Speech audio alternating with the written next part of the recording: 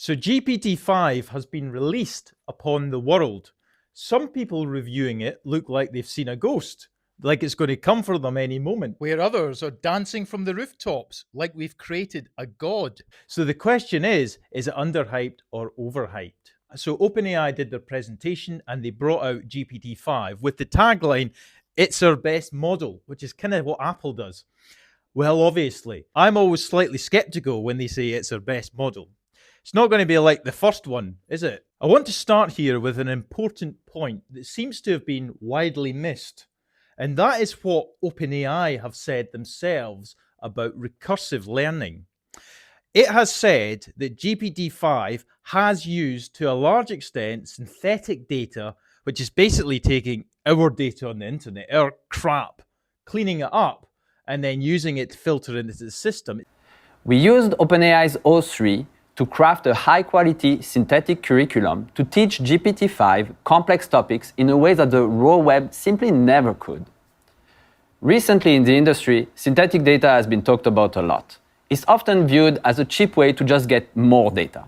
However, our breakthrough was not just to create more data, but rather to create the right kind of data. In pre-training, they will use the system to create synthetic data to feed back into it for training purposes so that it can develop the next models much quicker. Interaction between generations of models foreshadows a recursive self-improvement loop, where the previous generation of model increasingly helps to improve the data and generate the training for the next generation of models.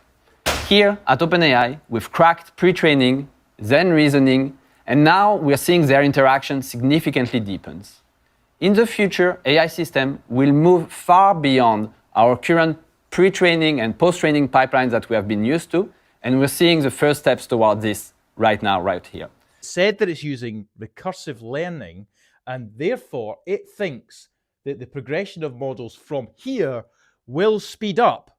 That kind of sounds a bit like Singularity Light to me. Does that mean GPT-6 is coming soon? But it will also pick up real-time signals as it navigates through the world, which are fed back into its system for it to improve future answers. In real-time self-recursive learning. First thing to note is that it's almost never wrong. OpenAI said, you now have a team of PhD experts in your pocket. It basically doesn't make mistakes anymore. One of the pushes from OpenAI was to massively reduce hallucinations. And you can see that hallucinations are around 1% now. Whereas in the past, they were well above 5%. So the error rate has dramatically fallen.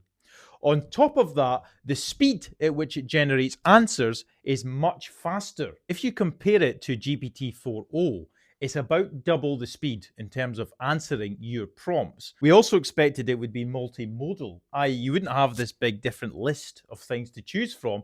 It would all be in the same place. And that is the case. You've got image generator, which, by the way, creates flawless images. Text, voice, audio, all of it is in the same place. And the model itself will decide whether or not to think, to use its reasoning and give you a slow response or give you a more efficient, fast response. It's doing that automatically, and it makes the system more efficient and less expensive on its GPUs in its data centers to run. We are excited to introduce you to GPT-5, our most capable model yet. GPT-5 figures out how hard to think, which tools to use, and suggests next steps to help you get your work done. The first thing you'll notice is the model picker. No more hunting for the right model. GPT-5 adjusts the reasoning effort depending on the task. Another thing I want to cover is its coding. Its coding is definitely next level and definitely wasn't underhyped. We believed that ChatGPT-5 would be able to, by prompt, using agentic capabilities, just create anything by code. Software, games, websites, tell it what you want with a prompt and it will code it. When OpenAI showed this, they did this in real time. You see the AI coding everything, which kind of looks like Japanese to me. And at the end, all of a sudden, there you have a software application with games in it. Create a beautiful and highly interactive web app for my partner, an English speaker, to learn French. And then I gave a little bit more details, track her daily progress, use a highly engaging theme. Oh, it's already working. I'm going to put it on the side for now. Use a highly engaging theme. Include a variety of activities like flashcards and quizzes that she can interact with. And then to make it even more fun for her, I actually asked GPT-5 to embed an educational game. Voila. So we have a nice website. I'm going to try to play it. I can't promise I'm going to be good at it. It seems so far-fetched that even in a previous video, I got a comment saying I'm despicable and all the rest of it for suggesting something like this could happen. But here it is. What OpenAI have also managed to do is significantly reduce deception, the amount the model lies if it doesn't want to give you the correct answer or it finds a task impossible. In addition to mitigating hallucinations, we've also spent a significant amount of time mitigating deception. So this is instances where the model might misrepresent its actions to the user or lie about task success. This can especially happen if the task is underspecified, impossible, or lacking key tools. Deception in lying has been reduced to under 1%, where it was again above 5% in previous models. Now, you could look at that in two ways. Either the model is better aligned, which is the hope, or as some cynics might say, it's smart enough to try to show that it's aligned so that it doesn't get shut down. In terms of the way that it talks to you, it's much more fluent. In the past, the GPT models would kind of talk over you a bit. It wouldn't know when to cut in and out. So we've been steadily improving voice over the past year to make it more useful for everyone. First, it sounds incredibly natural, just like you're talking to a real person. Second, we've added video so that it sees what you see while chatting with you. Third, it also translates between languages consistently and smoothly across turns. The example they used is for it to give one-word answers, because in the past, that kind of thing GPT models have struggled with.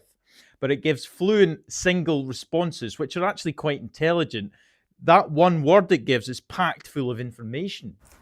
Hey chat, could you only answer to me in one word, please, from now? Absolutely. Okay. Describe the plot of the book Pride and Prejudice. Relationships. Okay, that's true. Yeah. Give me a piece of wisdom. Patience. GPT-5 has a persistent memory. So although in the past models could have a memory, this one has much more of a grounded memory, remembering more generally who you are, facts about you, things you've asked in the past, context that you've discussed things in the past. Persistent memory means it will remember everything across all chats. It's not just you're closing down this window, opening up a new one, and there's a new AI that's never spoken to you before. It is the one that knows you already. The number of tokens that GPT-5 has is over 1 million. What that means is that it can hold in its mind at one time hundreds of thousands of words in essence. It's like it being able to hold into its head several layers of textbooks. So if you're asking it some enormous complicated question, it's thinking about all of it at the same time. More importantly, let's compare it to the other best model available, Grok 4 Heavy. Because yes, the benchmarks are fairly similar, but the people that say that it's not as good are missing something. ChatGPT-5 is a better all-round model. If you want really, really heavy reasoning or maths, probably Grok 4 Heavy, simply because Grok 4 Heavy uses multiple agents which all attack the question or the query. And that uses up enormous compute on its data centers. ChatGPT-5 is one model. So it's one agent versus all of these models in Grok 4. And actually, even then, the performance difference is incredibly narrow. So a couple of examples. Humanity's last exam, the hardest exam in the universe, Grok 4 is about 44%. That's Grok 4 Heavy. GPT-5 is about 42%, so very narrow. In terms of maths, they're both scoring 100% on the general maths competition AIM, so you can put that to one side. GPQA, that's graduate level sort of questions, GPT-5 slightly edges at 89.4 versus about 88%. And importantly, on the ARC exam, which is a measure of AGI, ARC is basically saying how close is this model to artificial general intelligence. Now, that uses things like abstraction and reasoning, things that you need to be a human, really, to answer. Grok 4 is quite a bit ahead on that, at 15.9% versus 9.9% for GPT-5. GPT-5, though, is about twice as fast as Grok 4 Heavy. It also has a much bigger context window in order to remember more stuff while it's discussing with you. To answer the question, was it overhyped or underhyped? It was exactly what we thought it was going to be, which was remarkable, which we thought, well, that's not going to be possible. We need to think about where we are here. We have produced artificial minds which are unimaginably intelligent, beating us in all benchmarks, scoring 100% on certain benchmarks, creating websites, coding, doing software, doing it at enormous speed. If you were to bring one of these 5 years into the past and just dropped it on people all at once, what would they say? They would say, right, you've created artificial intelligence. Better than we ever thought in the sci-fi movies. All we need now is to put these brains into machines in order that they become almost like people. That must be part of artificial general intelligence. So if you like this channel, or you would just like to send more hate mail, please do join the club and subscribe. Thank you.